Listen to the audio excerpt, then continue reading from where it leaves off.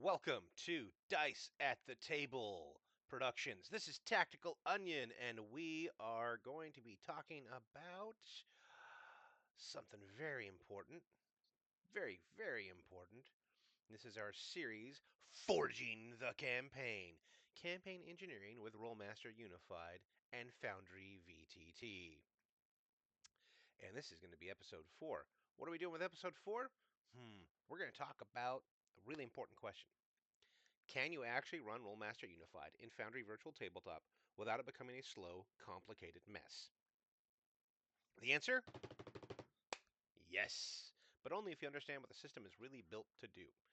Okay, so let's go over a few things real quickly. And we're going to go ahead and head to a battle map just so we can have some fun here. What was the last one I did? Oh, yeah, the church cemetery. We'll go to there. We'll load that up. All right, so a couple things to keep in mind. Rolemaster has always had a reputation for the people who have, played it or heard of it. Some people hear the name and immediately think complicated, slow, impossible to run. Maybe not online, and we're going to talk about that. It's had nicknames like ChartMaster, MathMaster, and CrunchMaster. I've heard all three of those. Um, they followed the system around for a long time. I heard about them in high school and like when I was in college, when I was trying to explain like Rolemaster to other gamers. They'd be like, "Oh, isn't that the game with like a million charts for everything? Like you could literally accidentally die while doing a number 2 in the woods." And it's like, well, yeah, there's a chart for that. And then, that's the chart master part of it. And then MathMaster was there's all these things you have to keep track of, and there's so many pluses and minuses, and situational this and situational that, and you end up with a character sheet that you end up like burning through pieces of the paper, erasing and writing and erasing and writing stuff. And CrunchMaster, there's a lot of rules, right? Which I always loved hearing that from people who played the hero system.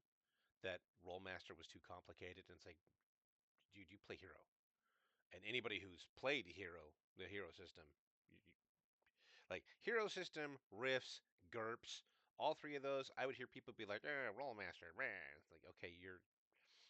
I don't want to disparage the system. I will disparage the player who's being kind of silly. All right. Others consider it one of the deepest and most rewarding fantasy role playing systems ever written.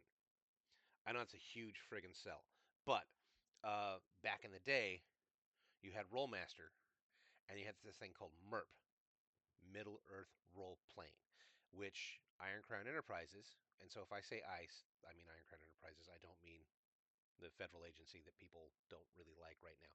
So that disclaimer aside, ICE had a license to do Middle Earth related, Tolkien, Lord of the Rings content, and they put out a bunch of stuff. And it used a slightly simplified version of the Rolemaster system, but it was really popular. And you could just as easily take that MERP stuff and just scrape those rules out and plop in Rolemaster, and it was pretty much like 100% compatible. Like especially you could, I don't know how many times we did the Let's Go to Moria, and let's send Rolemaster characters into the mines of Moria, which was always a terrible mistake. I don't think it. Okay, very rarely did it ever work out. Uh, yeah, so that was some fun.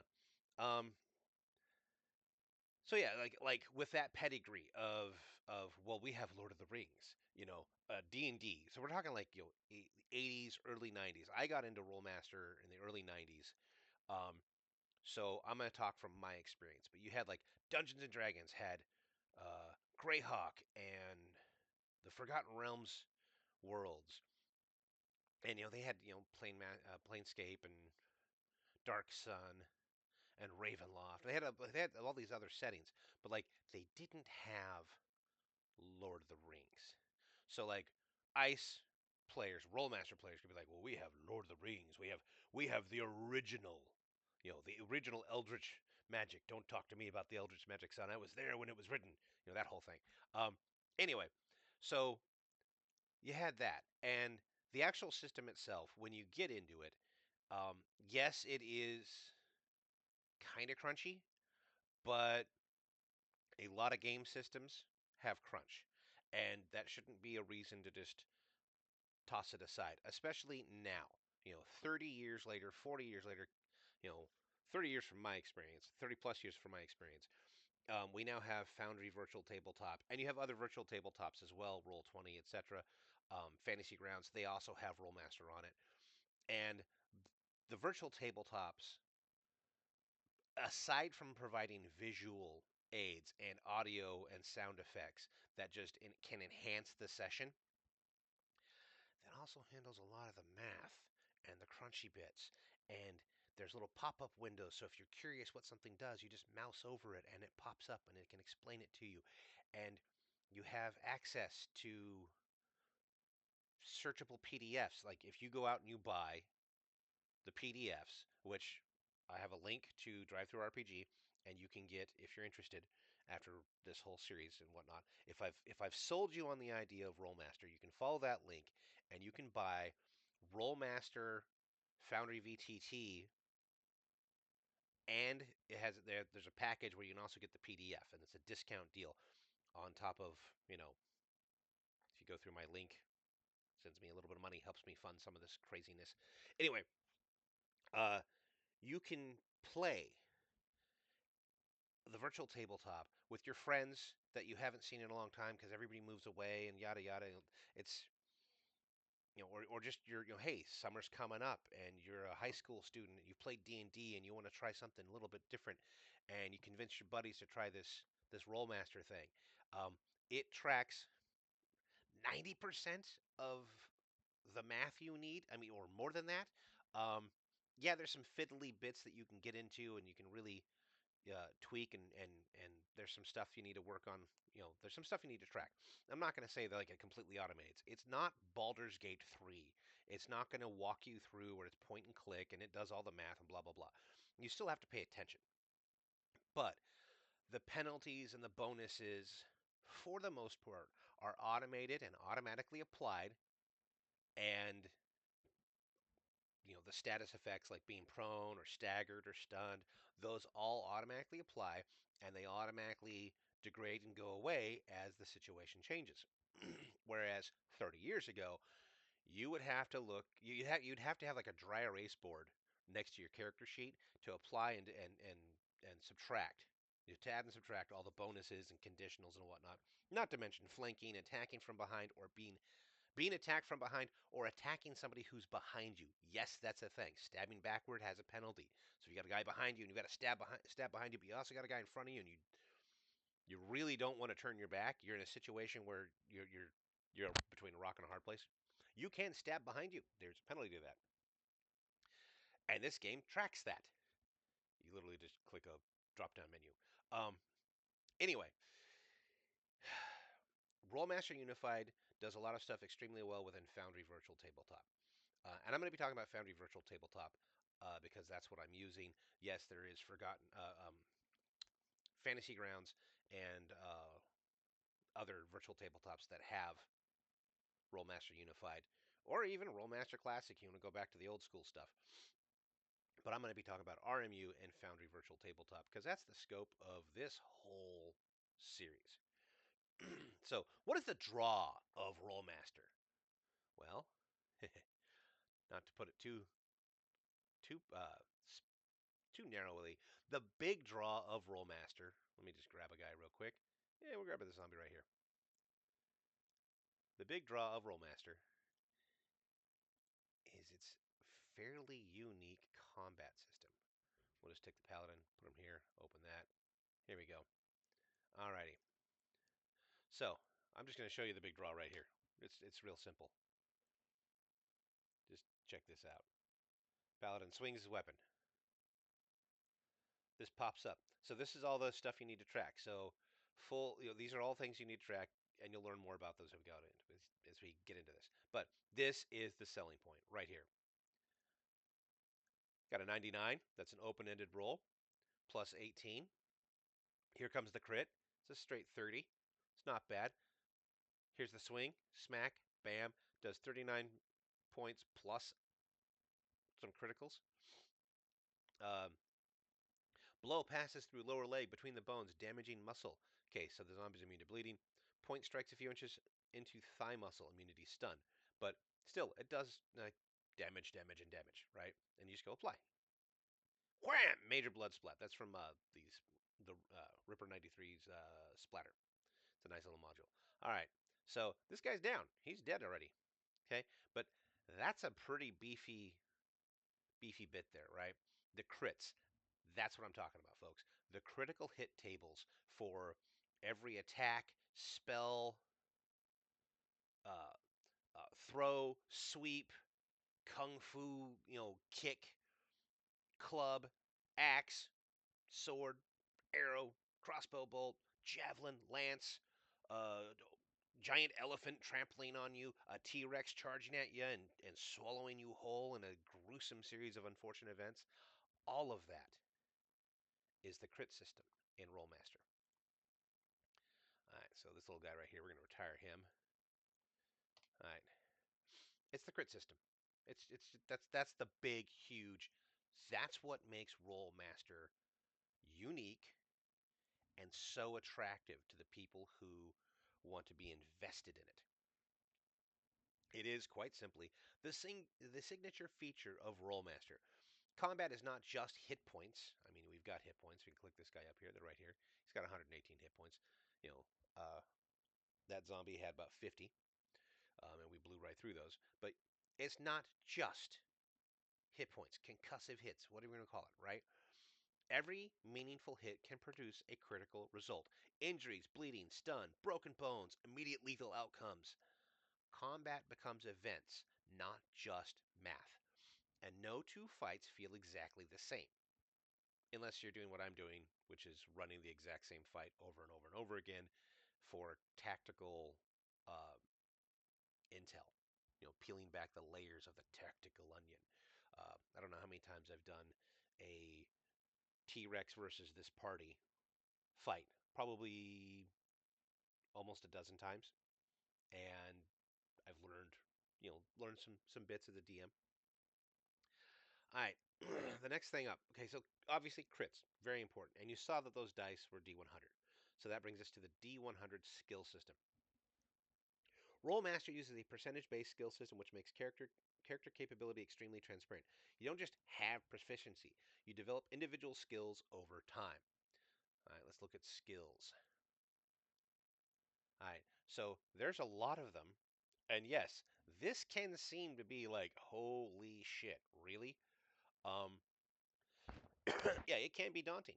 Um, it can be one of these things that can put some players off, but mentoring new players, explaining how things work, helping walk them through it. So yeah, your GM needs to know a lot. There's a lot of prep work from the GM side, no matter what. No matter how much automation there is, there's a lot of prep work from the GM side. That being said, you have proficiencies. Characters become highly specialized, and two characters with the same profession can end up looking completely different mechanically. Okay, so just for shits and giggles, okay, this is a paladin, so he has handling horse and riding horse, right? He's got a couple ranks in each because he anticipates riding a horse at some point. Because riding around with like a lance and running people over in Rolemaster is deeply satisfying, but it's also a little complex. And why is it complex? Well, you're riding a horse so you're traveling. Okay, first of all, you're on a horse, so you've got the high ground, right? Har har. That horse is traveling at a speed. You're maintaining your hold on that fucking thing while balancing a lance and trying to strike somebody as you ride past. There's a lot to that, and Rollmaster handles it pretty decently, I'll say. Um, but take some investment. It's not something you're going to be doing at level 1 or level 2 or even level 6. All right, that being said, this is one character, a lot of skills. The grayed out stuff is stuff I haven't put anything in, obviously. Um, I'm not going to be a painter, or I'm not going to be a leathersmith with this character, but you can get into crafting. Delving is a whole other thing. Like each one of these is broken into categories. Not doing a lot of acrobatics and full plate mail, right? So not a lot in the gymnastics area here. All right. Combat rarely feels routine. Because the critical strike system and open-ended dice rolls, combat almost never becomes predictable. Single bad roll can change the entire field of battle. Even experienced characters must respect danger. Now, I've mentioned this before, and I'll bring it up again. My introduction to Rolemaster, my brother-in-law knew I was a D&D geek, and I was like, "Hey, let me walk you through Rolemaster. Let me wet your whistle." So he asked me what I wanted to play, and I didn't know anything about the system. So I was like, "Well, the first thing to do is figure out how to be a fighter." So I made a warrior, and I had a sword, and I had armor, and I was all fancy schmancy and whatnot. I think I was like fourth or fifth level, and he plops me in an inn because that's where you always start, right? And this wasn't like a real adventure. This was just literally him just one off, showing me the system. So of course, me being like, I don't know, 16, 15, I'm like, okay, let's figure this out. I'm gonna go pick a fight with a couple of commoners, some farmers. And I don't remember the specifics of how I got into it, but I got into an argument with the farmers at a table. They all stand up. I draw my blade. We roll for initiative, and buddy, it is on. And I don't have a shield in my left hand, so I'm like just swinging my sword around, and I clock one farmer in the head with like the pommel of my sword, and so that guy staggers backwards and falls down. And so I turn to my right, and I'm fighting this other farmer, and like the other two farmers have kind of like backed away a little bit, because dude with a sword, right? And like, what the hell? So I'm just being a dick and attacking this other commoner farmer guy. Well, this is in an inn, so I've got the innkeeper shouting, "Hey, you guys, knock it up!" Blah blah blah, etc. I'm ignoring it because I want to learn the system. So swing, land a hit, get swung on, take a hit, concussive hits, yay, big deal. Uh, Round or two after I had bonked the first farmer in the head, he stands up and he's on my left, and he pulls his blade, the small, maybe short sword type thing, and he swings, and I get critted. Now, my brother-in-law had explained to me the crit system, and I hadn't been able to land one. I really wanted to see what a crit felt like. I wanted to like land one on somebody. I'm like, yeah, just taking a sword to a couple of like just lightly clothed common folk sounds pretty good. But I was rolling like crap.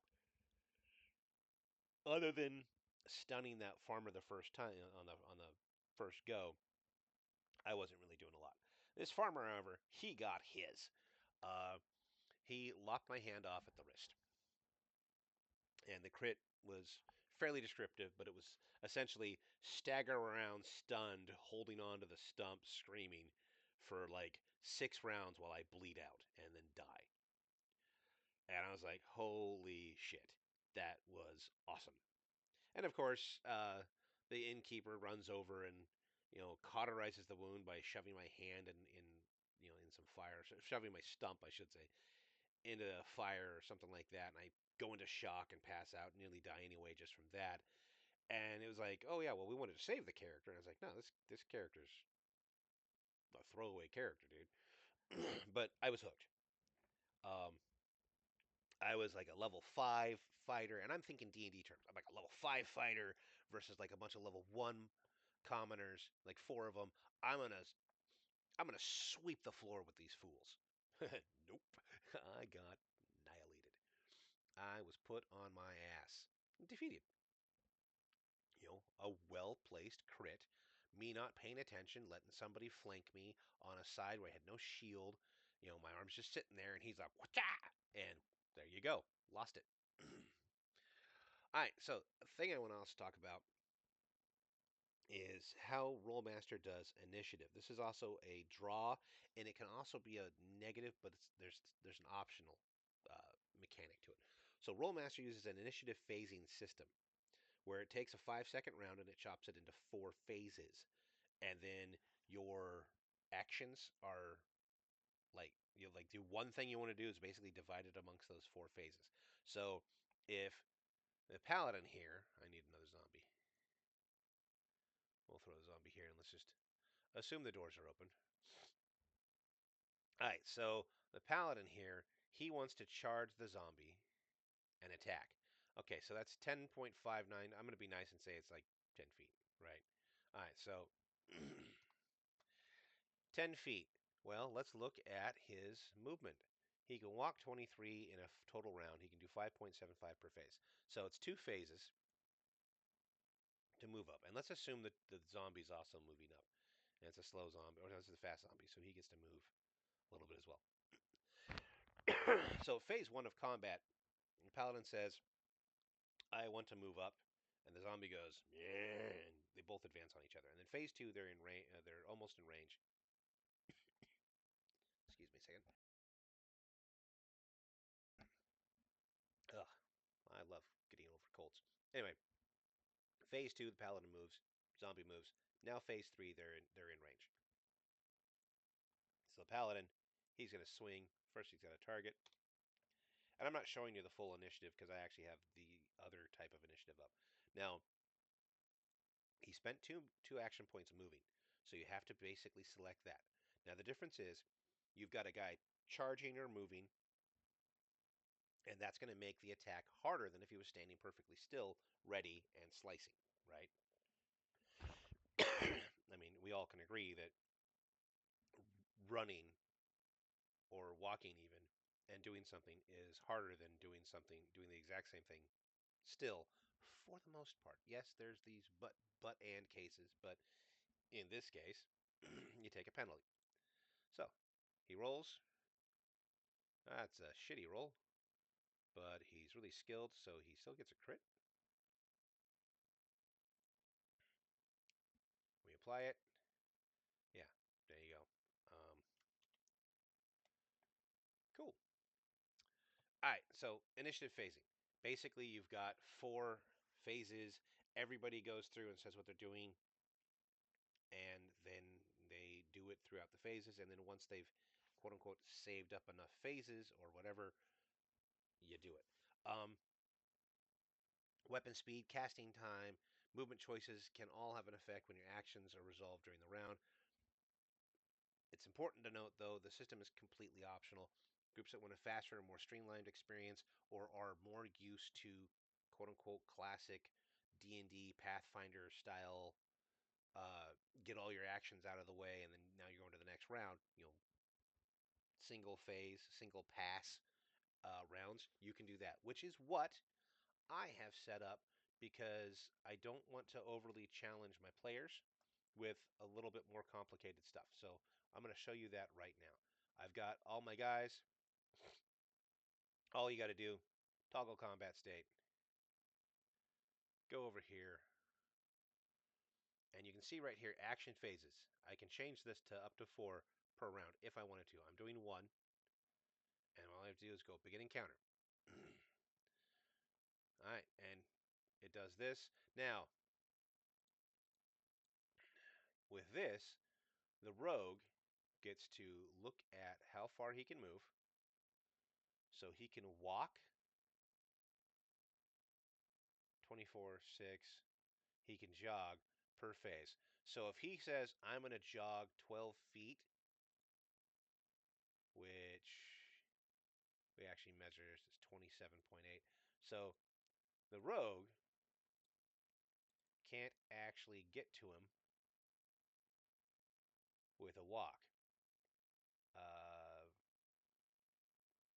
Even if he sprints full on. Yeah. So the rogue is probably going to throw a weapon. So if I were the rogue, I would go maybe 10, 11 feet, 10 and a half feet, right? So walk, that's 2, because we have to round up. And we target our guy. Melee, nope. Range. Oh, sorry. That's not a rogue, that's a ranger. My rogue and my ranger look the same. I'm being silly. All right, so this is even better. All right, so range, bam. He used 2 action points according to our movement phase thingy, right? Bam, done, fire. 84. Here comes a crit. 88. All right, so this is an arm hit for 21 with a D puncture. Throw to force hand removes a random finger. Immunity, bleeding, and stun. So if this was like not a zombie, um, this would really suck for whoever that was. Now that just took our zombie down to 12, so the zombie's already dead. But let's assume the zombie still has his hit points. Okay, this is my quick little macro to heal everything up and remove all features. Because I don't just want the ranger to one-shot a zombie, but that's the ranger. He fires, he does damage. The warrior monk. Okay, we look up his movement rate. I think the warrior monk is overweighted. Nope. Why is the warrior monk gimped?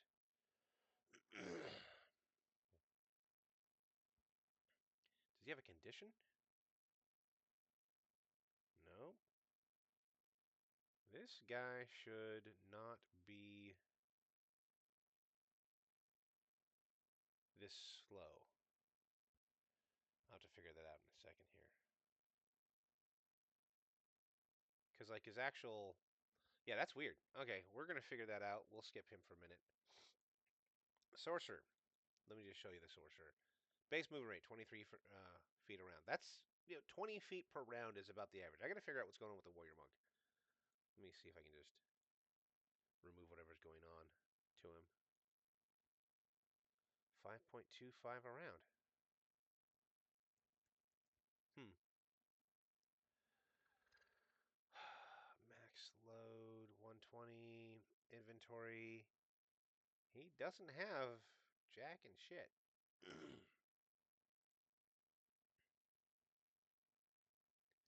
I don't know why that's there. I will have to figure that out in a minute. Alright, but we will go to the sorcerer. The sorcerer is just going to target.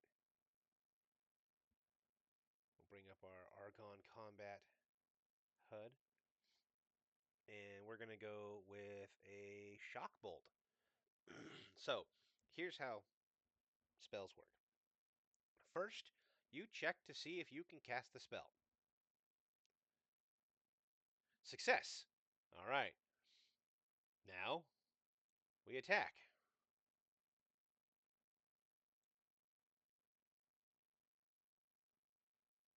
And we watch the visuals. Here comes the crit.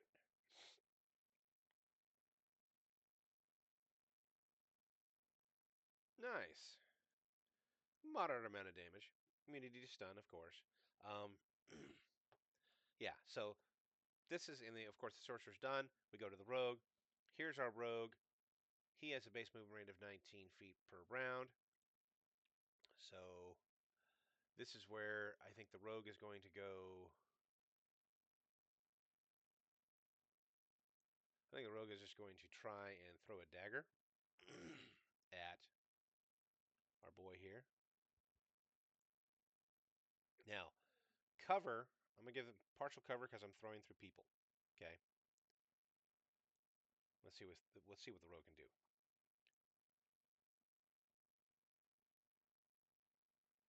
Lands another crit. Nice. Okay, so these are level 6 characters versus like a level 0 mob. So this is a pretty cut and dry thing. All right, now the paladin, here we go. He's going to move his 11.33 feet, which according to this, 11.3, there you go. It's a walk for him, right? So he just did 2 of those, targeting the guy. This is where the game pretty much ends for the poor bastard. Bam, swing. It's a low hit, and it's a miss. My gosh, he survives until the mage, because here comes the mage with his spells.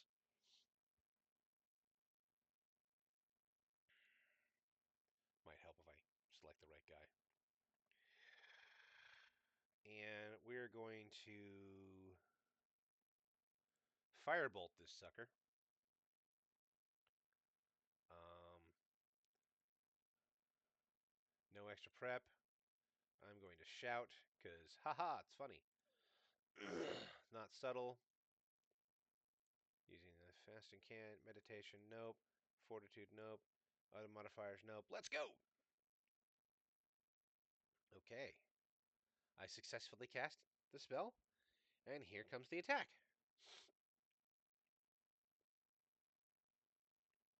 Okay, that is not impressive. But it still does fire. I think it takes him down.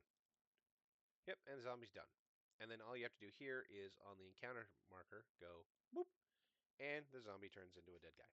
And he's no longer part of the thing. And that ends the encounter. There you go. That's combat, easy peasy. This is using the more traditional, quote unquote, industry standard single action phase. But RMU, Rolemaster Unified, does do initiative phasing.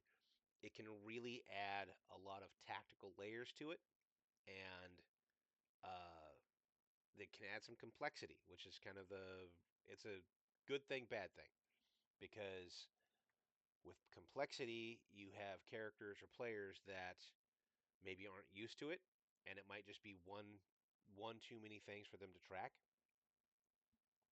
So in that case, maybe it's something that you start off doing the single phase, and then once people have figured out the game, you could, you know, introduce some more stuff. Now, the next thing I want to talk about is resistance rolls. So you take a character, and somebody has to deal with poison or something like that.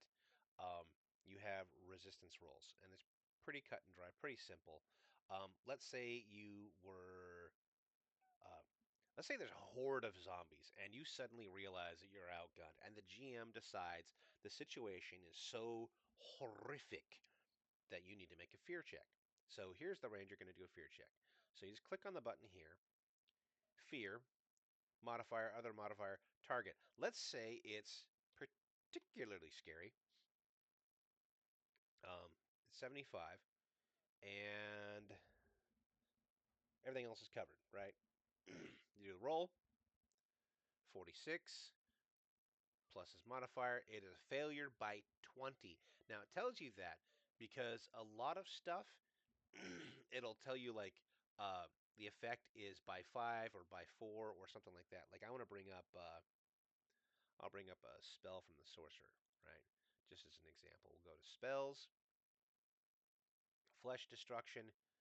So, um, limb pain. The duration is 1 round per every 5 points of failure. So in this case, if this was the role the ranger had for this attack, it would be 4 rounds of limb pain, right? Now, there's other stuff. I mean, this is a pretty low level thing. Um, lock joint, 1 round per 5 feet per 5 fail, right? Um, suffers as limb pain. In addition, a moving target that is affected with leg lock will fall down. Target with arm lock is carrying anything and is dropped. So you determine like arm. Okay, you're a ranger. Good luck using your bow, buddy. Right? So this is a really good crowd control spell. um, yeah, it's just a really good crowd control spell at a low level. And yeah, if you the ranger was hit by this, obviously it wouldn't be a fear-based roll. It would be either essence or channeling. Um, Yeah, it'd be either essence or channeling. So it's a slightly different roll. It's the same roll. It's just, you just pick a different one. So like essence or channeling. Say it's essence, and let's say the target is 75. Roll.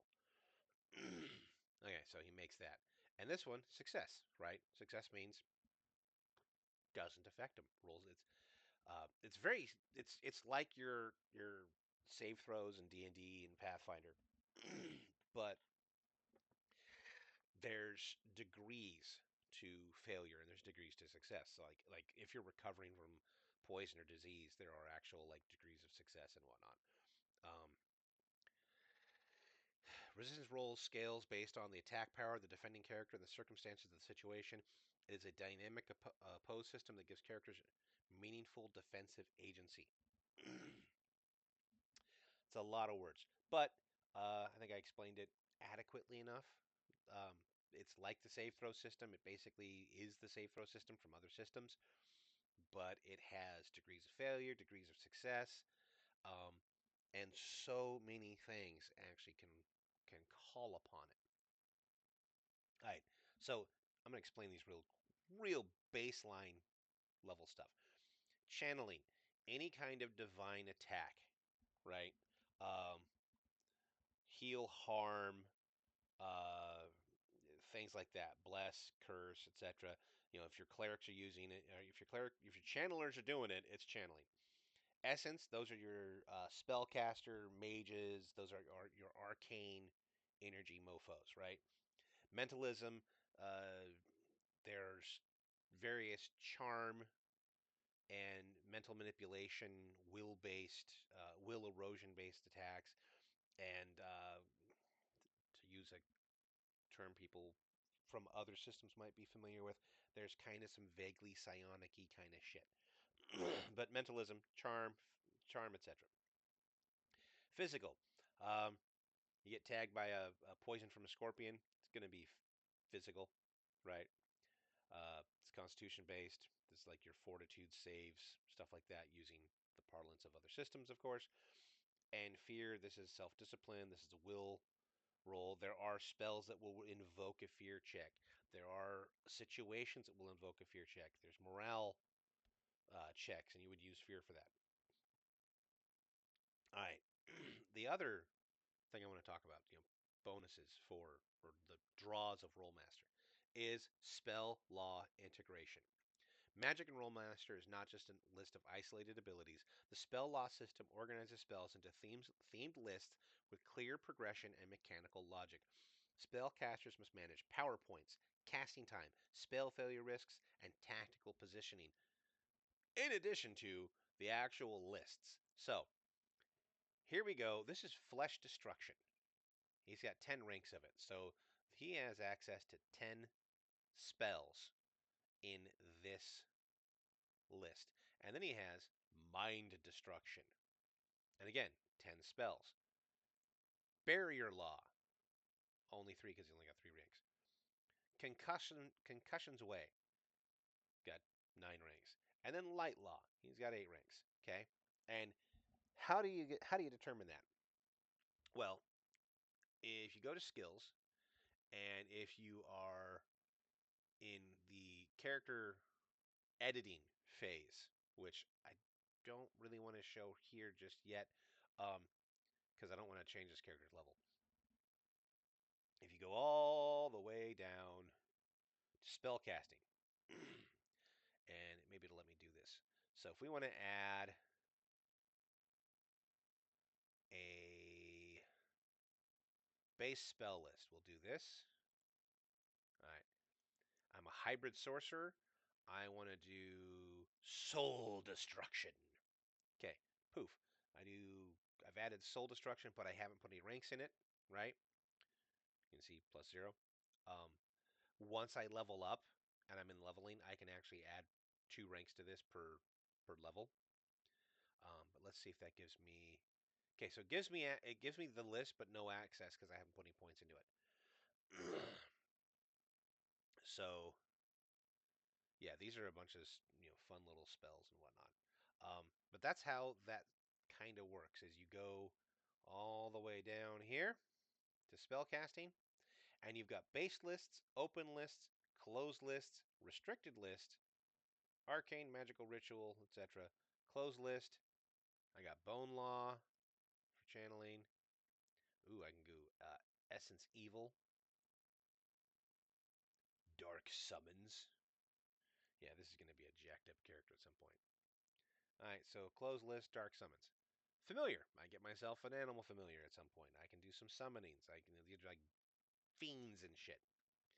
Um, but yeah, spell law, the book itself. Let me check real quickly. I want to give you a page count. Okay, so spell law, The PDF is a completely independent book compared to, core law, which is your character law, yada yada. It is 287 pages. How many of those pages are just spells? So like think about your excuse me, your D&D chapter on spells, right? Actually, I'm going to bring this over so you guys can see it, just for shits and giggles. All right, so the table of contents. Uh, First 12 pages covers the basics. Magic, history of magic, realms of magic. This is, 28 pages in, and you've got a really good idea of like what they're thinking about when they develop the system. So 28 pages, not too bad. Then you've got a section on learning spells. So you got, 4 pages of that. Casting spells. This is where it explains the mechanics, right? 34 to 50. So, 16 pages. And it talks about spell failure, resistance rolls, spell mastery. This is some important stuff. But like, okay, so we're 50 pages in for the spellcaster. So any spellcaster, you got 50 pages of stuff you probably need to read through most of it to have a solid understanding. You got magic rituals, which is kind of an extra bonus thing, but still very useful. 56. So we're at 56 pages. 56 pages of information, and we have covered most of, if not all of, the actual mechanics, the CrunchMaster of spellcasting. Now, again, it's 287 pages. Starting on page 59, we have channeling. 111, we have essence spells. 171, we have mentalism. So each one of these are spell lists with uh, 50 plus spells on them. I have hybrid spell lists. So there's, sorcerers are a hybrid caster. Um, Sorcerers, mystics. There's a couple of hybrid uh, groups in there. Specific spell notes, bard songs, curses. So let's just say between page 59 and page 221 is just spells. So we're just going to go to like 115. Random page. Let's make sure I'm in the right area. Okay. So open essence elemental shield. So if you have a mage and you've got open essence and you learn the elemental shields list, you have 50 spells. Now, obviously, you don't have access to all 50 of those. You have to put in uh, skill points. You have to put ranks into it, and each rank will unlock one of these. So you have to put 50 ranks in at some point. You also have to be like level 50 or close to level 50. There's some fudginess in there, but you have there's your 50 spells, right? Because they spent the first 58 pages explaining all of the crunchy mechanical shit. They can do 50 pages on 50 spells on a page. Excuse me, 50 spells on a page with the breakdown chart explaining it right there. Because the expectation is that the spellcaster has a at least passing familiarity with how the system works based off of the first 58 pages. And then you select your lists. Yes, it can be daunting because there's a lot of stuff. There's a lot of spells. What does that mean? Could you have analysis paralysis? Do you guys know what analysis paralysis is? I'll explain it real quickly. In role playing, if you have too many choices and you're unable to make a choice because you have too many choices, and you're like, oh, I don't know what I want to do. Do I want to do this spell? Do I do that spell? Do I do this? Do I do blah, blah, blah, blah, blah, blah, blah. Yes, you could have analysis paralysis, but that can be a good thing. Well, not the actual analysis paralysis, but having those lists. having those options gives you so many ways to solve the riddle that's in front of you. But Dave, what do you mean solve the riddle? If that riddle is there's a zombie in front of me, um, maybe the answer to that riddle is fireball or firebolt or barrier. Throw up some kind of barrier so that the zombie can't get to you. Let's say that instead of being in this little bottleneck, and this is going to be very familiar for people who are watching the Tactical Onion uh, zombie episode, instead of being at this bottleneck where you can control stuff, let's say the party was right here, and you've got a horde of zombies heading to you. Maybe the riddle is how do we buy enough time to retreat to a point where it's tactically viable for us to make our stand?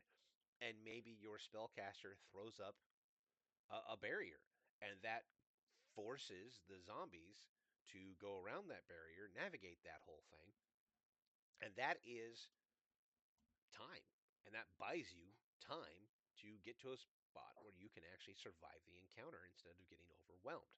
Um, and yeah, your wizards are going to be your spellcasters, I should say, are going to have that as an advantage. That's a thing. Spell law is awesome. Now, something, cards on the table, something that needs to be said. One quote unquote problem that people have had with spell law, and let's just refresh everybody here real quick. Um, if you're not a spellcaster, this is the impression. If you're not a spellcaster, then you're going to have not as much fun at a higher level. And okay, yeah, you that can happen if you have players who don't really think about what they're doing, and you have GMs who don't really think about what the players could do, because there's a lot of stuff that even your basic bitch tank can do without spell casting. There's a lot of stuff they can do. So you do have to learn the system. You do have to think about it tactically. You got to peel another layer off that tactical onion and delve a little bit deeper, bite a little deeper to that tactical onion to find the stuff you can do as just your quote unquote basic bitch tank. Um, yeah, it's just there's so much to this game, and I'm probably gonna have to do a whole feature on your basic melee tank, your range, your range people. Like without spells, what can you do? How can you keep up with the spellcasters? I'll probably have to do like a really detailed look into that because yeah, if you look at just the spells, all that stuff, um, the spellcaster can be really fun. And then it's like, okay, but what about the poor warrior who all he has is his sword and board and his plate mail? What does he do? We probably should do a series on that. But bottom line, magic feels like a profession, not just a menu of powers. You actually have to like delve into it. You have to invest in things. And again, magic can be the solution to a lot of problems. Magic can be a problem that needs solutions. All right, what puts people off of Rolemaster? Let's address the reputation. Some of those nicknames don't come out of nowhere. Managing all those charts. ChartMaster. Yes, if you play the game, tabletop, pen and paper, all those charts can be a bit much. So so you have your character sheet, which is usually 1 to 3 pages. And let's say you're a fighter. And so you've got your longsword. So you're going to have a page that is the hit matrix for the longsword. And then let's say you also have a mace or club. So you have another page that is a hit matrix for that. And then you have a dagger because who doesn't have a dagger? So you have a hit matrix for that as well. So now you've got 6 pages. Oh, but each one of those is going to also have a crit sheet. So you've got a slashing crit sheet, a bludgeoning crit sheet or crushing crit sheet, and a piercing crit sheet. So here you are, 9 pages, right? And that's just to attack. That's just for your sword and board guy to like attack. Never mind if he's gonna ride a horse and attack from the horse or do anything fancy. Just that alone, right? So you got 9 pages. So throw in a couple other pages for shits and giggles. Let's round up to 10. You got 10 pages. Now your spellcaster is going to have hit matrices for almost all their spells, and then crits for, like your mage is going to have fire, ice, air, earth, etc. Soul. All you're going to have all that stuff, um, because having it in the book and flipping back and forth uh, really burns up the time. So there's a lot of charts. Rolemaster relies heavily on reference tables, attack tables, critical tables, resistance tables. The good news is Foundry dramatically reduces the friction of referencing those charts. So you saw the attacks I was doing earlier. The hit matrices, that's covered. It generates here in the chat section, right? So does the crit. Done, right? Super duper. Let me just gotta open these doors up here, right? So my fighter rolls up here. We target the zombie.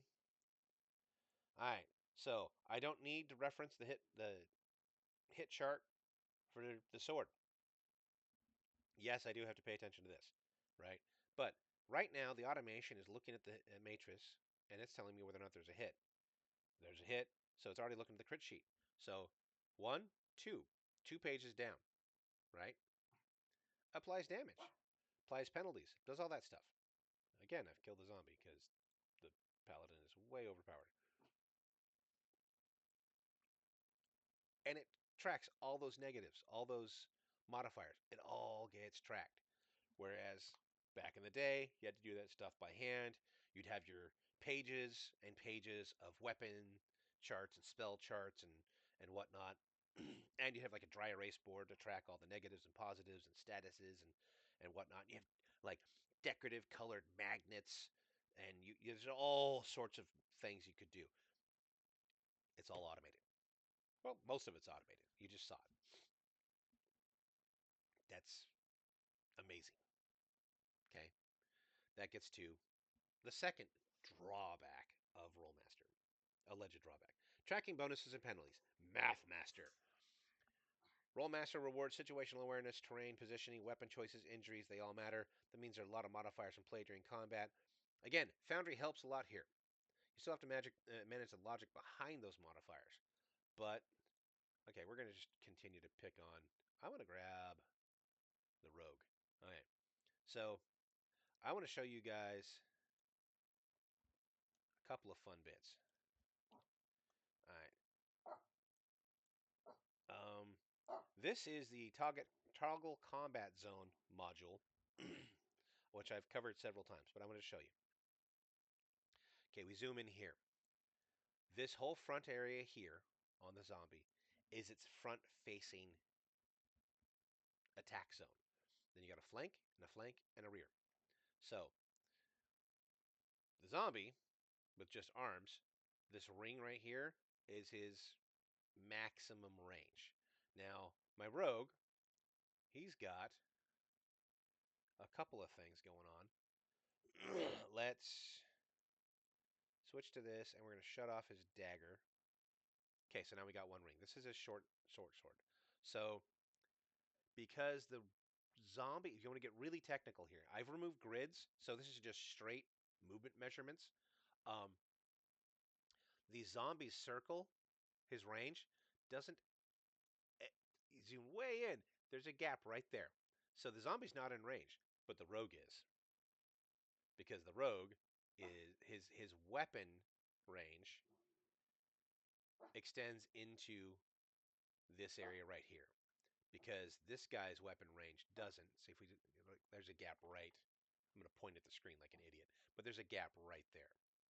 He's not technically in range. That is a level of tactical awareness, right? Now, if this was gridded, they'd be just right up against each other in a square on a 5 foot by 5 foot square, and cool. Now, if my rogue was behind him, right, and let's just say he snuck up on the zombie, so we're going to take our short sword here, and we're going to swing. Okay, automatically notice positional rear attack, right? We'll call it surprise. He's got no clue. Pace penalty. Let's say he was creeping up nice and slow, so there's no penalty, right? Um, Bam, right? Ooh, a 50 straight. There's going to be a crit coming. All right, so there's a crit. Um, this is a fatal crit. Nice. Admin 20. I should really drop the zombie and throw in like a human in here. So it's 20 points damage. Stab through kidney doesn't seem so bad, but the other one fails for for reasons unclear. Foe will drop and die in 9 rounds. Immunity, bleeding, stun, death in 9 rounds, an additional 17 points of damage, and serious injury penalty. Now we apply that. I haven't really gotten into this, but let's look at the zombie now. Under conditions. This is the tracking bonuses and penalties part of this whole thing. So, he's immune to stun and maneuver penalties. He's got some kidney issues here, um, but it totals his hit point loss, is suffers the critical penalty, and it's a negative 60. Now we're gonna just real quick like close this. We're gonna get rid of this zombie. I'm gonna add in a flesh and blood, not undead dude. NPC bandit. We'll go with bandit captain. We'll put him right here, just so you guys can kind of see what's going on. Okay, so the bandit captain has. All right. Now we're going to point him that way. We're going to just do the same exact thing we just did. So we've got bandit captain. The rogue creeps up. Right. We want to make sure our facing's correct. Now my rogue is going to stab him with the short sword. I need to target him, of course. Bam. Let's go. Alrighty. He's definitely going to be surprised because he snuck up on him, right? Now this is the idea is you've snuck up on, you've tactically invested the time, the sneakiness, the stalkiness of it, and so you have this one perfect hit, right? Let's clear all this out so you guys can appreciate the whole thing. So we go roll. Ah, 17. This is the but a 90 flat. Okay, so does 9 points of damage initially. It wasn't a very impressive initial attack. But it cuts into the upper arm, damaging muscle. Foe drops everything held by that arm. Now, you can look at the arm here, right? I'm attacking, probably swinging or stabbing, and it's probably going to be this arm. So that's his right arm.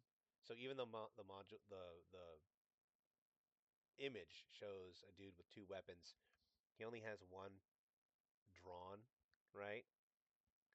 And it's a club, so obviously it doesn't quite match the image, but he just dropped the club. Okay, so we'll get to that in a minute, but I want to show you once we apply the damage. Let's look at his conditions. So unlike a zombie, he's bleeding. So he's got negative 15. He's not stunned or anything like that.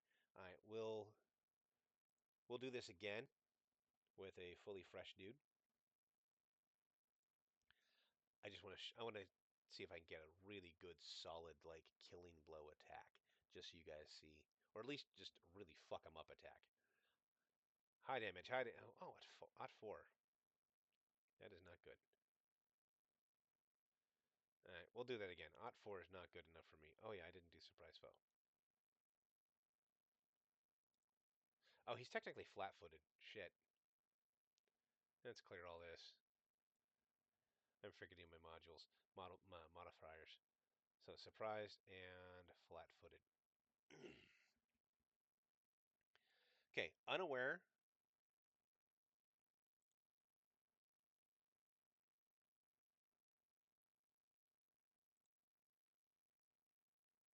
plus 60. Okay, cool.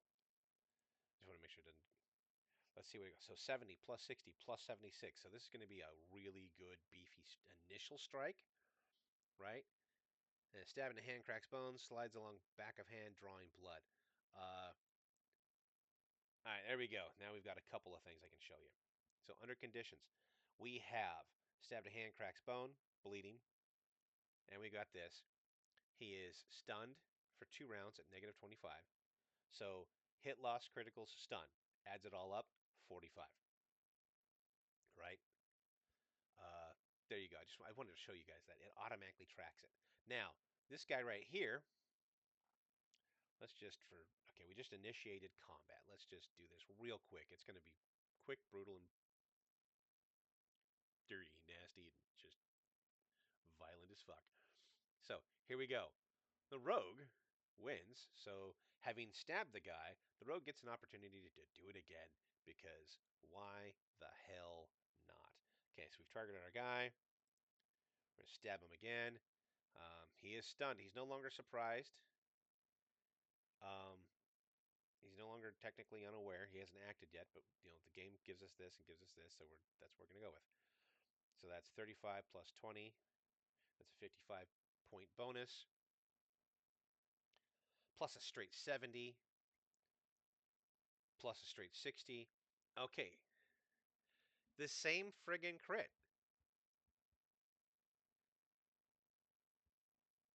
That's, yeah, alrighty. um, so 15, stab, so plus 20, more bleed, more injury, more stun. Now we've got breakage. Uh, now if we were to change this to arm, powerful thrust to shoulder, cause foe to drop whatever's in his hand, stumbles backwards. If we were to change it to head, thrust through eye into brain, comes out far side of skull, bits of brain ooze from the cracked skull. That's just fucking brutal. Quick thrust to the heart, kills foe. Neat as you please. But we were over here, so we're at arm again. Apply damage. So we got a second bleed effect. Now we look at our buddy. Now he's at negative 65. Stuff is stacking up. Bones are breaking. See, he's got 4 rounds of being staggered. He's bleeding six points a round. Yeah, he's not having a good time. Now we switch to him. All right. Just because I want to show you how funny this is. All right. Um, we'll swing with the club. He does a reverse strike, right? So, pace, none, yada, yada. It's a strike to rear at negative 70. So instead of turning around, he does this for some crazy reason, right? Well, let's say he just says, screw it. He spins around. Arr, you bastard, right? Obviously, I just channeled a pirate, not a bandit captain. He swings. 56 is pretty decent, but he has that massive penalty, right? So we look over here. 56 minus 30 minus 65. So 56. So you just what's his skill at? So he's 65 plus his roll minus 65. It's just, yeah, 26 is just not going to do it, right? But let's say I want to see if he can actually swing and get a hit. Okay, so 99 can't get much higher than that, right? Plus 66. Uh-oh. Plus a straight 80. Okay, so let's break this down. With all of his penalties, that roll is still a 135. So that is still a freaking solid hit, doing 11 points of damage, a C crush critical, right? So no bonuses there. But then we go down here. Hammering foe's chest pays off as the foe folds beneath your might. Look at all these penalties, right? So we're going to apply these, right? Now we're going to look at this guy. Look at his conditions. All right. He has he has 3 different penalties for stun: 75, 15, 25. So he's at 100 minus 150 there. Well, yeah, that's just damn. He's staggered, he's prone. His total penalty is negative 95. He's also fatigued. So that's awesome. Um, Now, if, let's just say, oh, the Bandit Captain, because we do initiative every round, the Bandit Captain wins the initiative. He actually gets to, even though he's bleeding out, he gets to hit a prone dude. Stunned, prone, right? You know what? He's going to swing this sucker two-handed. He's just going to overhand, rah, baseball bat this guy right in the... Let's find out. Here comes a crit. It's not going to be an impressive crit. Abdomen, left side, almost getting him in the nuts. 5 points of damage. Now, that's it for his turn. The rogue. Well, he's going to stand up, right?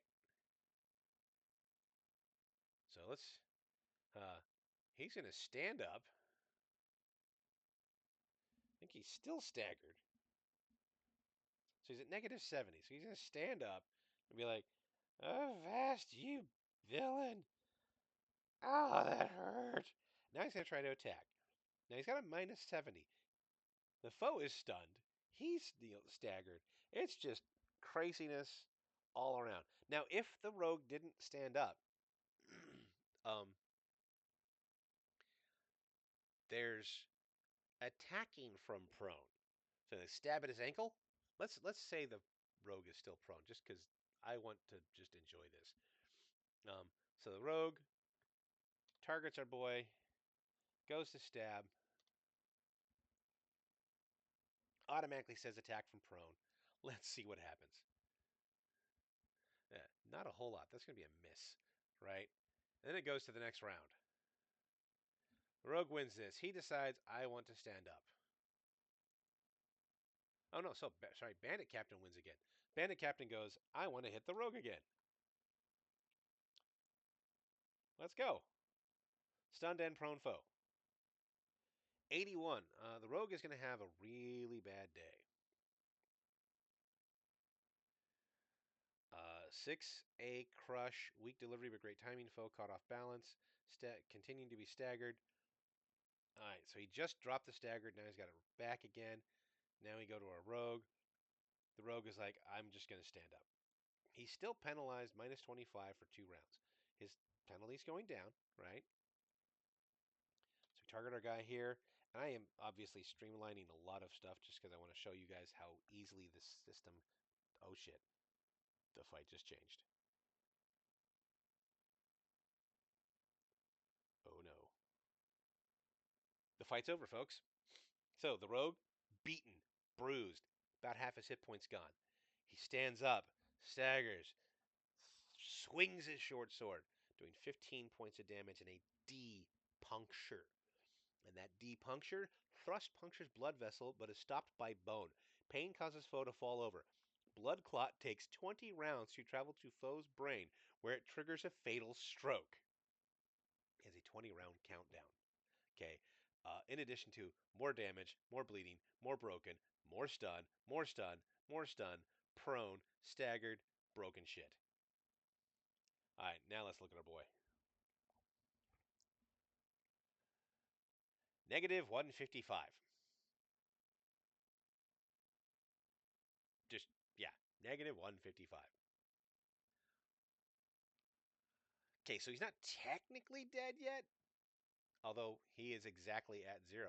So, yeah, he's unconscious and in 20 rounds is going to have a stroke and die. But the game tracks all this stuff, and you have all your injuries, right?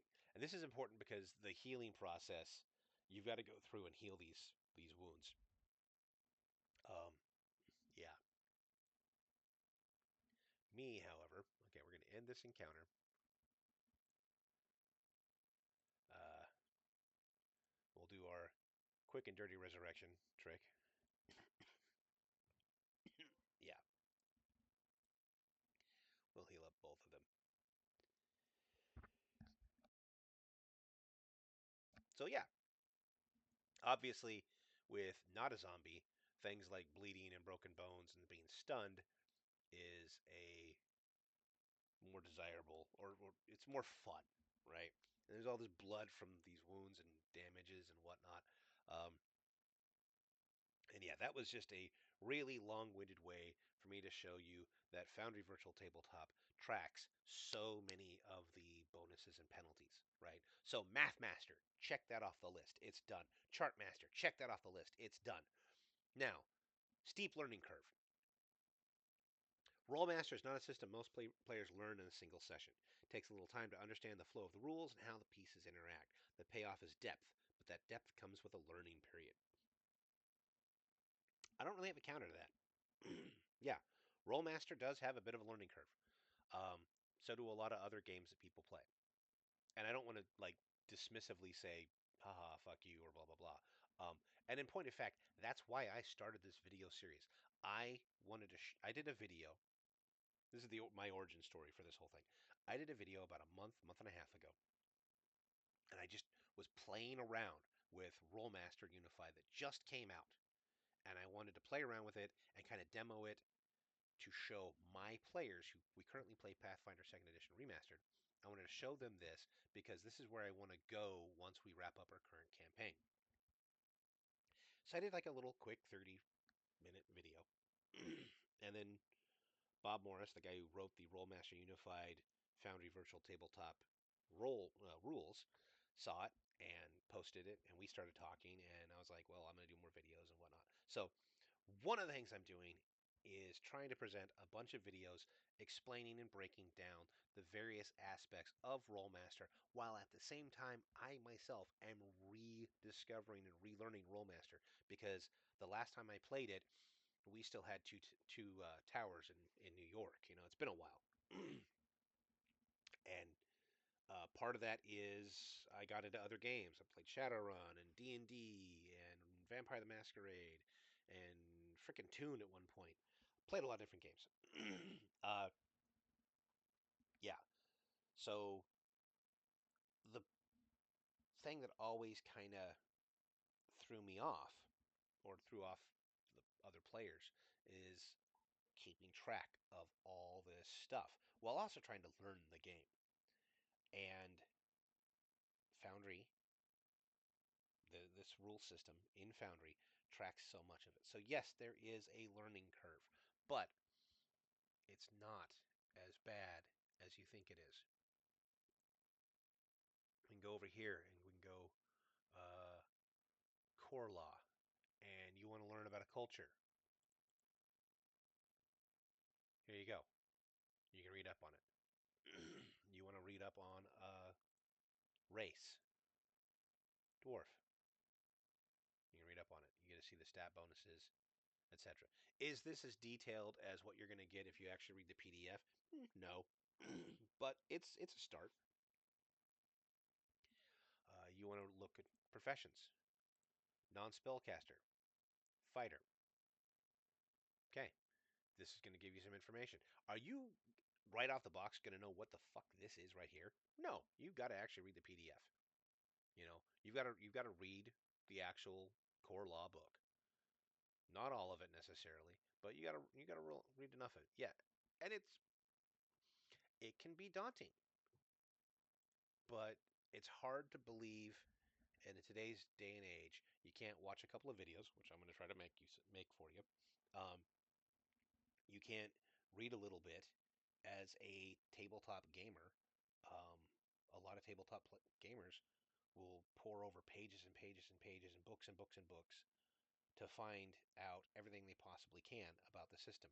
So steep learning curve, yeah, it can be there, but using Foundry and the automation features, it really, there's a lot of, I don't want to say hand holding, but like there's some definite assistance and it helps you out.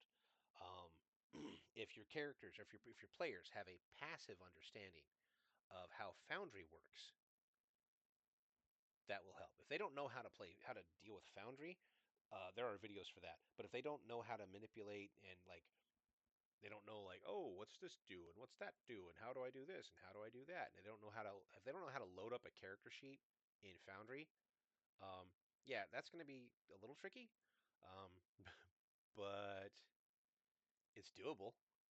Character sheet, or click on your character, right? If they don't know those mechanics, yeah, that's gonna suck a little bit. But that isn't Rolemaster, that's Foundry. Um, so and there's some really awesome 30-minute tutorial videos getting started with Foundry, learning Foundry for players, etc., etc. And that'll handle that part. And then the series of videos that I'm making will hopefully uh, tantalize them and teach them a little bit about the system. All right. The next thing I want to talk about that could be a possible negative. The heavy GM overhead. So there's a lot of stuff that you have to do as a game master. Well, there's a lot of stuff you got to do as a game master for any game system. But how is Rollmaster different? Well, all those numbers and stuff, all that stuff you got to track. Yeah, that's a thing.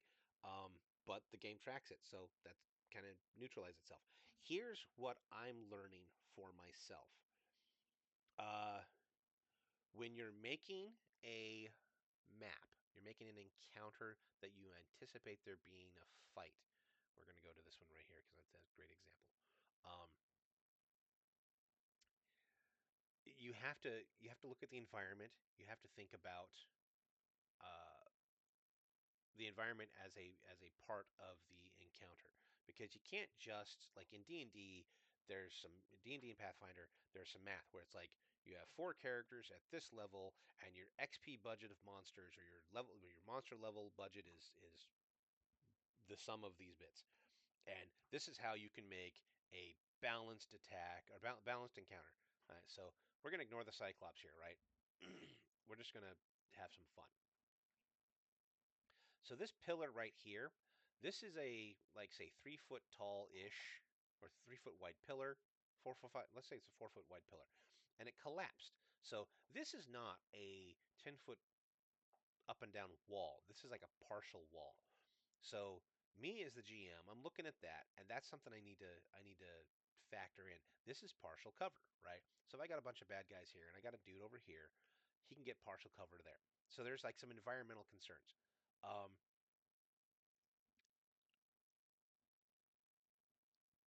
Battle maps, the environment, those are things you definitely need to consider. I mean, you got to consider them in D&D and D and other games as well. But because this game, the crit system can change things just like that. Just in the blink of an eye, the crit system can change things.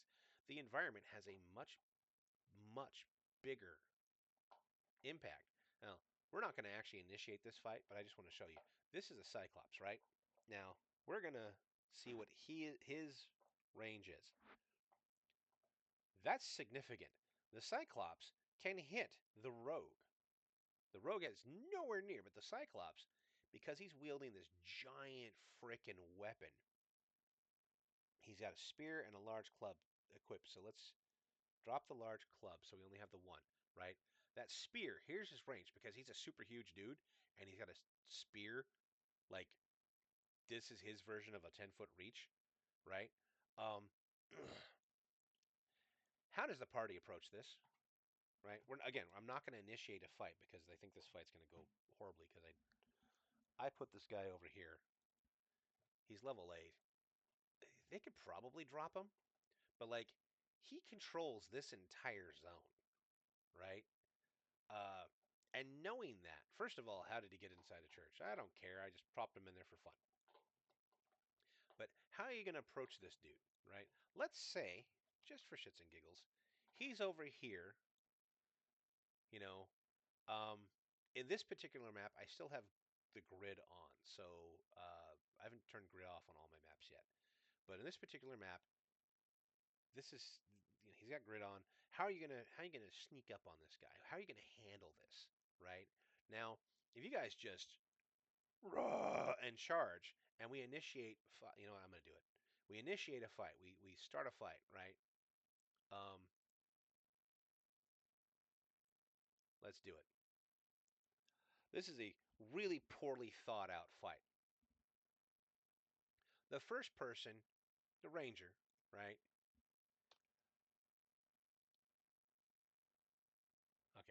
it's targeted.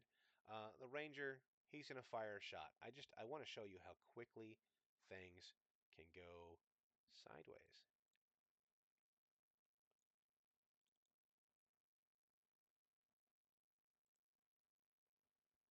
All right, attack. We'll do it from here, just for shits and giggles.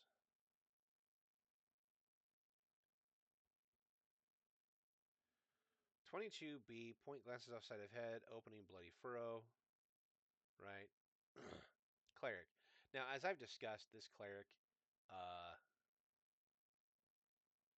he's not exactly combat. He's not exactly a um, high spellcaster. He's poorly built. But let's say he charges 20 feet with his hammer. He's got his hammer, his two-handed hammer in his hands. He's like, ah! And his total intent is, I'm going to smash some tootsies. All right, but that's it for him. Now the Cyclops, he turns around. Now I've got two different targets I can use. Right? I see this guy charging at me with his hammer. I'm all like, nuh-uh, I don't like it. Um, I'm going to use a spear. Or, no, I'm going to use club. Swings, two-handed. Here we go. Zoom out so we can see the full effect here. 47 plus a knot 4. All right, that is 56 plus 3 plus 8. Some stun for 2 rounds. Let's see what happens. Wham. Cleric has 10 hit points left. Now the cleric has to worry about bleeding the frick out and dying. That's it for the Cyclops, though. Now, Paladin, 5, 10, 15, 20, right? Because he's got, 23 feet. Again, this is gridded, so we're sticking with that. Warrior Monk. Um, again, I've got weird fucking movement with him. I got to figure out what the hell's going on with the Warrior Monk. We'll skip him for now. Rogue. He can move 19 feet. We'll round up to 25, 10, 15, 20. All right. So we actually have somebody who next round will be able to stab the Cyclops. Mage. All right, so let's just say the mage is going to cast a spell on our boy here. Helps if I select this dude. Fire Law, oldie but goodie. Firebolt. 58, that's a successful cast. Here we go for the attack. 83. Okay, this is a good solid hit. Oh, it was almost double odds. Alright. Foe dances to avoid flames, does 23 points of damage, and he's staggered. Okay. Sorcerer. Sorcerer's going to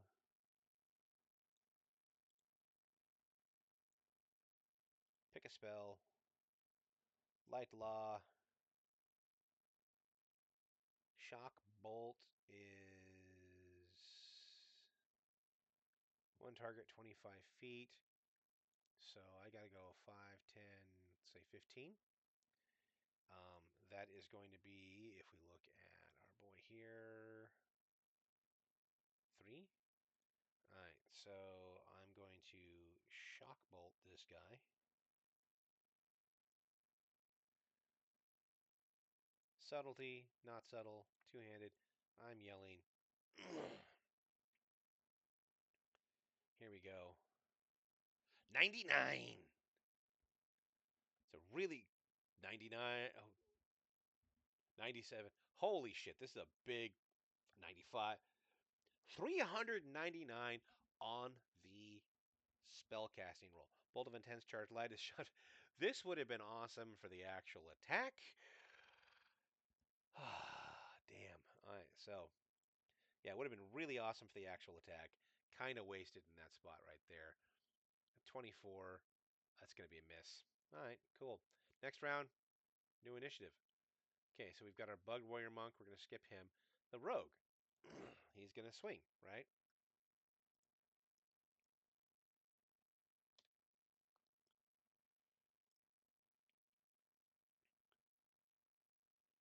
97. Open-ended roll. 100. Holy crap. 89. So this is going to be a massive roll. Here comes the crit. Okay, the crit is shit. It's not bad, but, 350. 48. Point sinks an inch into foe's bicep muscle. So he hops up and stabs him right there. God, that is 2 back-to-back open rolls. That's pretty impressive. Alrighty. So, I'm really not showing any, like, tactical advantage or overhead because the party just, in this situation is like, we're going to be a dumbass in charge. Um, let's skip to the Cyclops. I just want to. Okay, so Cyclops, he's pissed off. He decides, I'm going to splat this fucking rogue. Right? Now, I have some penalties. Let's see what happens. 79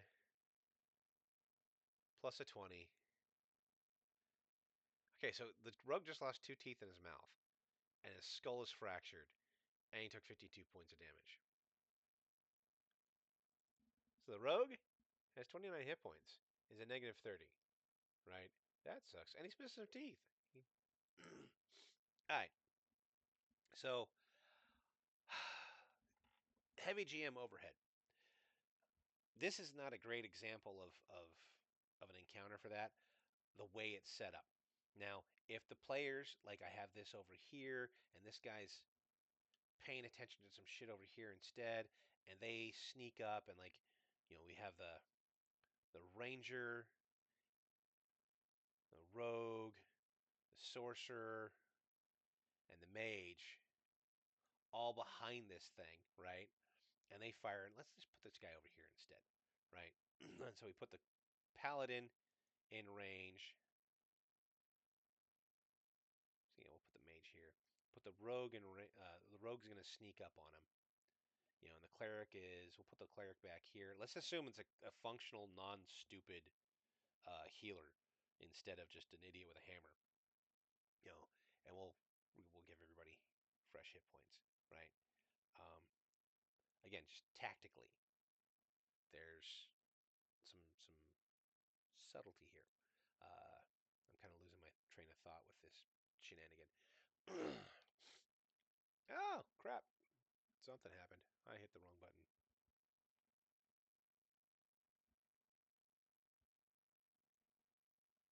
Well, crap. Here we go. Back to this page. Yeah. Alrighty. So in this situation, we're talking about no initiated combat yet. The party has snuck up. Maybe the paladin isn't that stealthy, so he's over here, right? He's gonna sneak. He's gonna charge up, but everybody's lined themselves up and done the best they can tactically. Now, the GM, we got to keep track of that cover. The cover, the sorcerer, the ranger are behind. The pillar, the mage is behind. The pillar, the paladin's behind. Um, if the rogue was up here, okay, um, that's actually slightly higher than this part right here. Those are things to keep track of. As a GM, some of the overhead that you're actually going to have to do is in the detail behind your battle maps. Because tactically, all these things going on, these things that if your party is paying attention and looking to turn the battlefield to their advantage, these are the questions, these are the exploits they're going to pursue. All right. Downside of that, prep time requirements can be a little bit much. But to balance that out, prep time requirements for any virtual tabletop sessions that you are not buying uh, a pre-made adventure on, anything you're doing your own, the prep time is going to be a lot. You can't just grab a dry erase battle map and some dry erase markers and squiggle out a cave and plop the miniatures on it if you're doing virtual tabletop. Yeah, you can do theater of the mind, but that's not what we're doing here. We're doing battle maps, we're doing exploration, we're doing dungeon crawling, uh, those things. involve a significant amount of prep time, but that exists for every system. So I don't think it's a fair thing to say Rolemaster Unified on Foundry requires extra prep time compared to other systems. D&D, Pathfinder, I've played a lot of both of those. If you're making custom maps and you want them to look even remotely as pretty as this one right here from Forgotten Adventures, uh, you're going to have to invest some time. You're going to have to learn some shit other than the game system.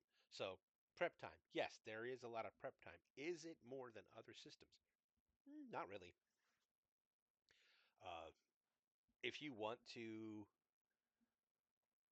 factor in, you know, the height of a dais and elevated this and, partial cover there, blah, blah, blah, blah, blah.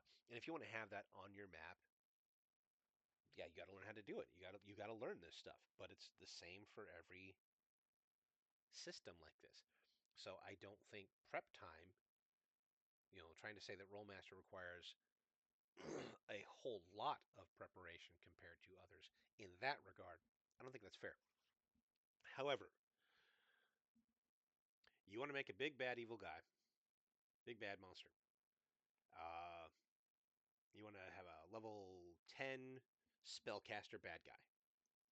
You gotta know the spell law. You've got to know what spells they're going to use.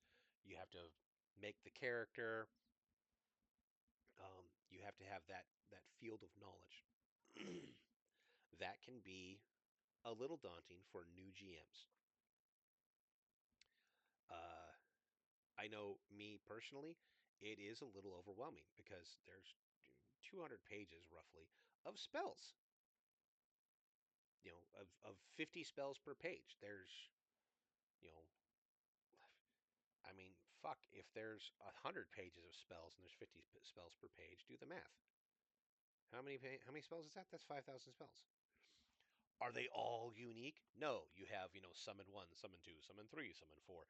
Yeah, limb pain 1, limb pain 2. You have some repetition, but you have to go through and digest all of that.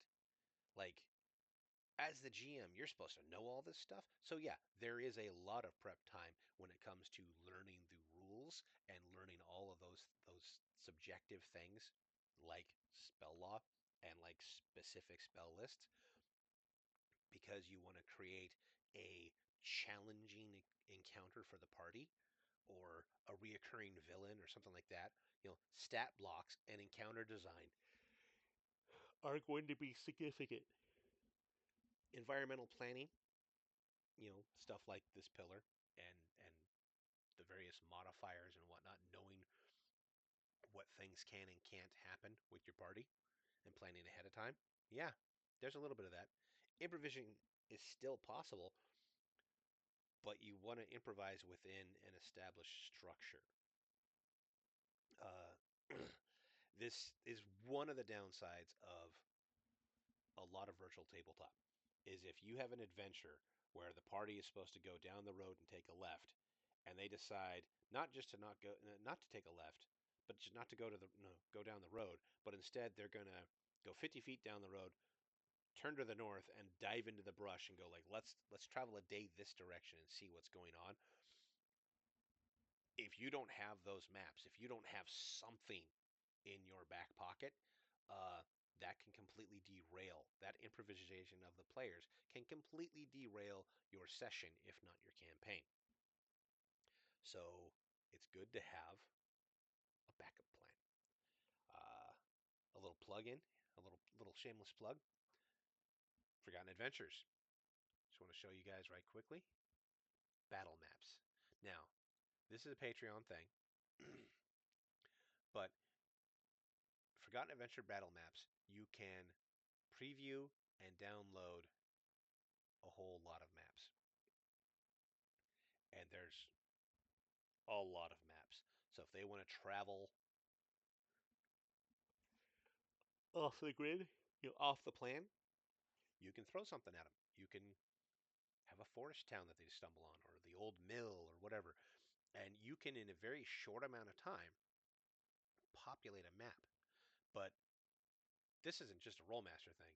This is an any system thing. If the players go off grid, you need to have stuff in your back pocket for that, and that's just planning. All right, we already talked about it a little bit. Rolemaster is not exactly beginner friendly. It can be absolutely be learned by new players. It's not designed as a pick up and play in 10-minute system. I think you can demonstrate by providing like generic pre-made characters that are fairly simplified. And as long as your players that are involved know Foundry, because if they don't know Foundry, that's like a whole other layer of uh, not beginner friendly stuff. But if they know how Foundry works, they can quickly figure it out. You can go like, oh, I have a paladin, I can move 20 feet per round, and I can swing my big giant sword. Got it. Oh, I have spells? What spells do I have? Holy Healing, Flow Stop, and Heal.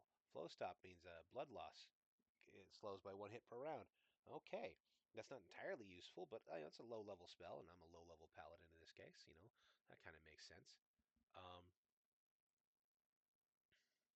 yeah. Bibbity bobbity boop, baby. I got the paladin too close to the dude. Anyway, let's fix this real quick. All right. Got the facing figured out, blah, blah, blah. Okay. Just me being ADHD here. Um, yeah, is it new player friendly? I think you can do demonstrations um, with pre-established characters.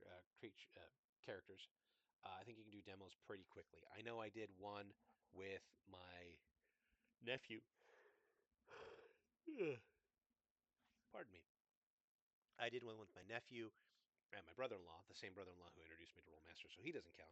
But my nephew, both my brother-in-law and my nephew are familiar with Foundry because they play in my regular campaign. But the nephew hadn't played Rolemaster a whole lot, at all, actually. And within a few minutes, he was, getting into it. He really enjoyed the crit system. Um, the one quote unquote drawback, and this is, uh, buyer beware slash session zero, whatever you want to call it, but like something to get ahead of everybody else, all your players. If your players have played Dungeons and Dragons or Pathfinder or other fantasy games, specifically with professions and classes that sound the same, have the same name, etc., and or spell abilities that are very similar, you need to make sure they know. They can't just go, "Oh, I'm playing a cleric. I know how D&D or Pathfinder cleric plays. I'm gonna play it that way. I'm gonna assume that I have access to these spells because, hey, you don't necessarily have a 20 or 15-foot radius bless spell at level 2, dude. Um, they need to basically know that if they're gonna play um, a ranger, they don't necessarily have a pet, or if they're gonna play a druid, they don't necessarily shapeshift all the time. Um, Hell, I don't even know if druid's a fucking playable thing. Let's find out. Professions.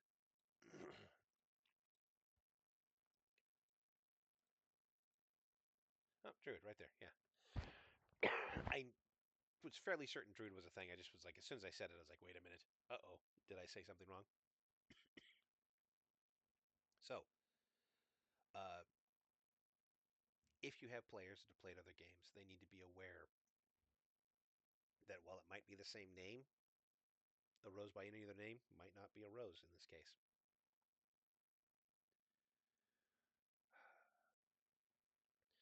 All right, the next thing I want to talk about, it's kind of an ongoing theme we're building towards it.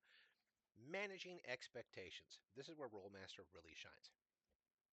Rolemaster rewards preparation. So in the prior example, I had the party just run up and attack the Cyclops, and you can see that in a very short amount of time, barring a lucky shot, this Cyclops was going to probably kill half the damn party. Whereas if they prepare, might not be so. All right. So we're going to talk about preparation. First off, from the GM side, the more organized your campaign is, the smoother the sessions can run, the faster combat resolves, the more immersive the world feels. So every minute, every hour of world building prep that you put into your campaign will help you out, especially if, not to toot my own horn here, but if you follow kind of the stuff that we've covered already about game organization and asset pipelines and structure and whatnot, then it's really going to help. Uh, the faster combat resolution, that's a familiarity. That's everybody knowing their characters. If you've got somebody who is like for 20 minutes, they're not prepared. So that's more of a player preparation thing. But how can you, as the GM, help them be prepared? Several ways. You can walk them through character creation, make sure they have a full and complete understanding of their character's capabilities, roles, duties, expectations.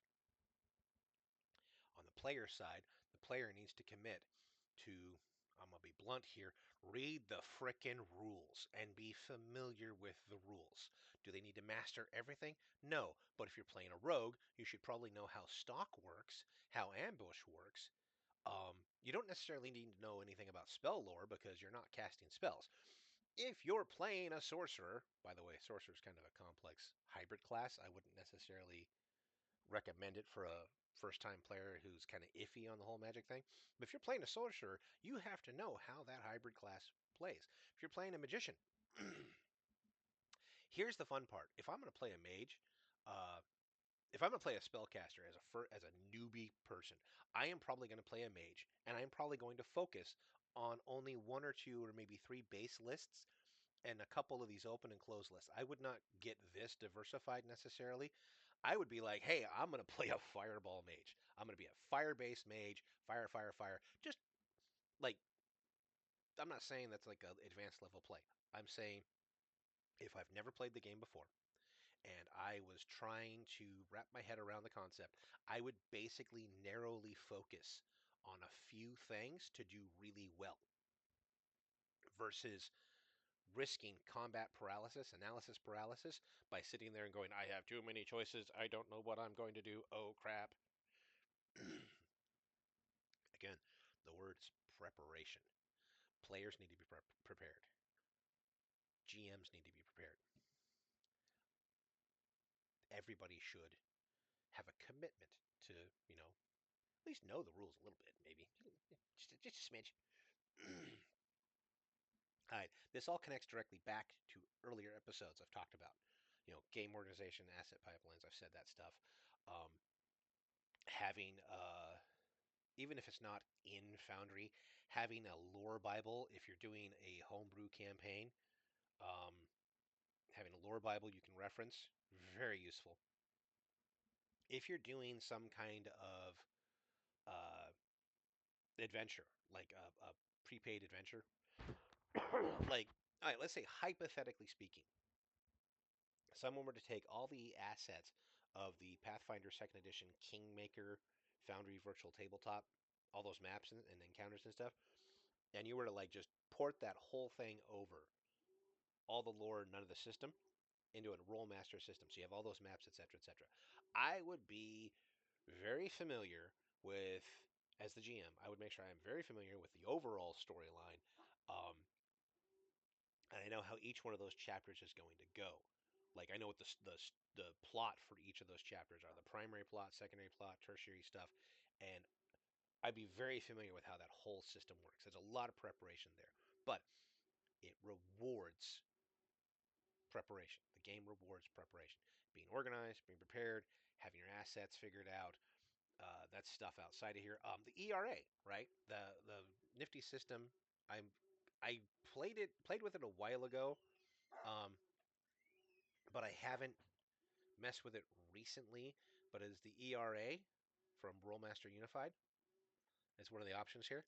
I actually, oddly enough, when I was getting back into Rolemaster like a month or two ago, um, I heard about this and I was like, oh, what's this thing?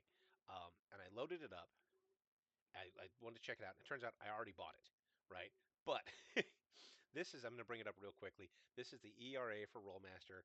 You have adventuring modules, gaming table, character stats, character sheets, character creation, treasure, and other tables. So this is like just a huge resource. I have not played with it a whole lot, but this is something that if you're familiar with, you can use. Um, as a GM, you can use it for monster and character creation and other things of that nature. Har har. Um, yeah, so it's an asset. Obviously, I'm going to be learning more about it before I actually start playing a whole lot more. Um, but the ERA is an asset to help you be more organized as well. Uh, Continuing on, I have too many windows opened up. The RMU rewards prepared players. I've talked about it several times. I don't want to really beat into the bush too much, but a player who knows what the hell they're going to do, players who engage the system, who think tactically and weigh risk versus reward, tend to thrive. Players who assume the GM will always protect them from bad decisions may discover otherwise. It is really hard. This is actually footnote for GMs. There's a lot of uh, game theory on how to balance an encounter in Rolemaster. The tricky part is it's really hard to balance an encounter when criticals can change the encounter at a moment's notice. D&D and Pathfinder using just hit points and no crits, um, it's easier to balance encounters. And yes, the D&D players and the Pathfinder players are all going to start screaming about how it's not an exact science. It's worse with Rolemaster.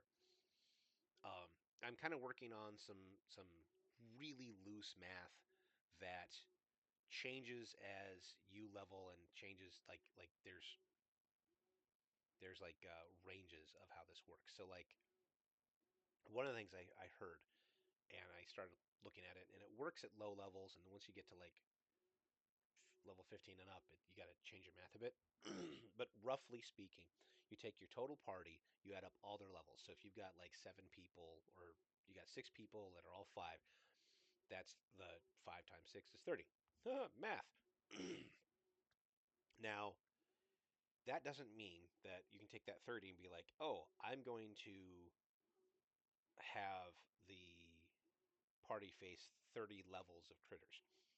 Or like one level 30 critter is going to annihilate that party like every round there's going to be a death. So you can't just do something like that. You can't do an average party level thing where you're like, well, if I take the average party level is 5, then I'm going to throw a level 5 thing at them.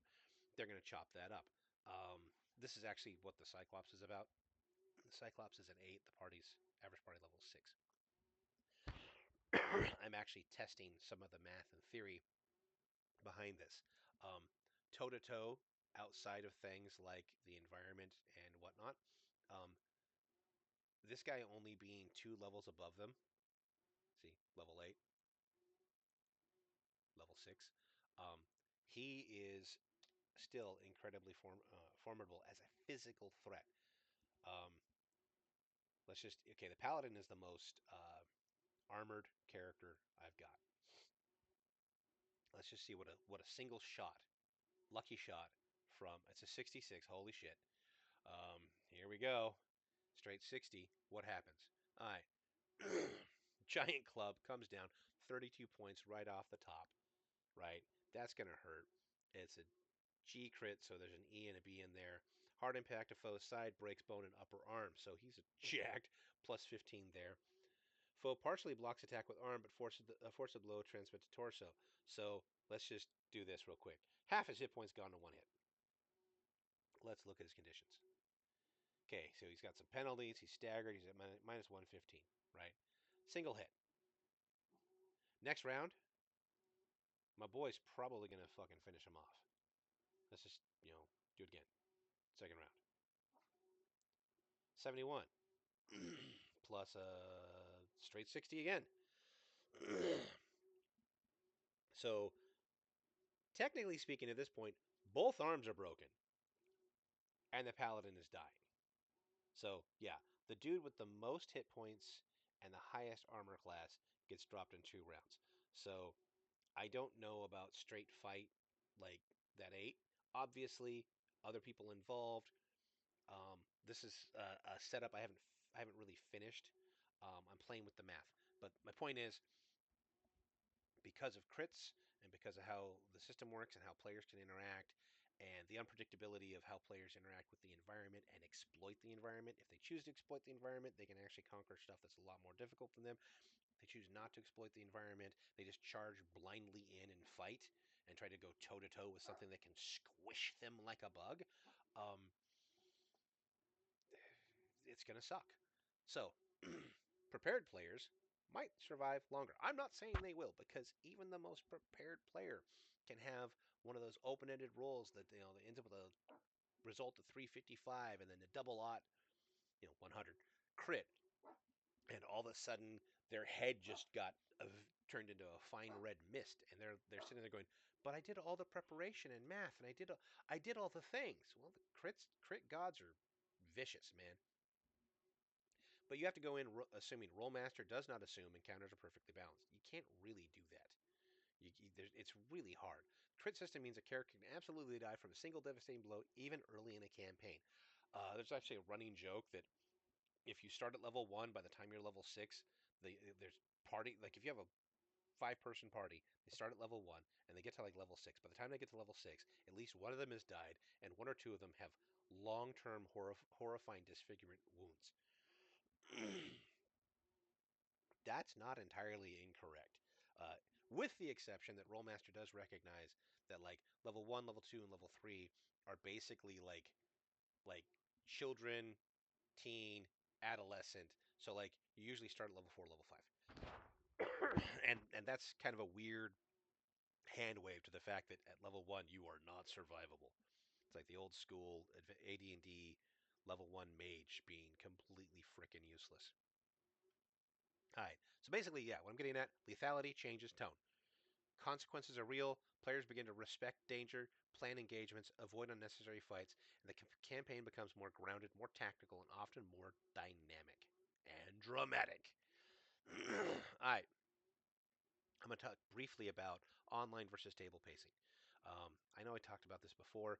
If you're using Foundry and it's in person, that's cool, and that's actually really great because you don't have to worry about things like Discord and the internet deciding to crap out on the party, and you don't have to worry about lag over like multiple streaming channels and crap like that. But if you're doing it online, you got yourself a Discord channel, so everybody's talking with each other. You got Foundry running, and you got everybody invited into it. Online play is kind of what I'm focused at because that's what I'm dealing with. Online pros: automation support, easier math tracking, shared visual information. Cons: slower social rhythm, less table energy. Yeah, table energy is really hard to maintain online. Uh, yeah, there's more about table energy issues.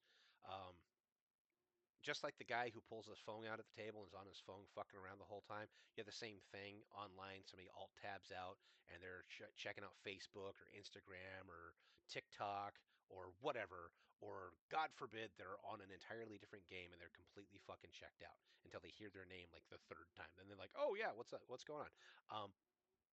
Yeah, table energy. That's a problem. In-person play. Pros: faster conversation, easier collaboration. Cons: heavier math tracking, except you're doing it through Foundry, so that's still kind of covered. Um, the cons: in person, it can be a lot harder to get everybody at the table at the same time. That's the big con, right? Neither approach is better. There's just different pacing expectations. Um, we're doing online because we got people who live in Roseburg, which is like 200 miles away from me. I got people who live, 50 miles away, and we're all scattered. And all of us coming to one location to play would involve, if everybody drove an equidistant distance, like we're driving 7,500 miles just to go play for 4 or 5 hours. So for us, it's online play. We used to all live in the same area for the most part. Um, Like my original core team, we all grew up in the same city. It's the guys in high school, right? A lot of them, graduation, moved away. It's been 30 years since we graduated high school. Lost touch with some of them, added new people. Those people came from different areas. They live in different, they've moved on and they've moved and whatnot. So, yeah, we're scattered. So, virtual tabletop online is the way we do this. Um, and a couple of years ago, there was this thing, you may have heard about it. It was a pandemic called COVID. You could still do virtual tabletop stuff at that point.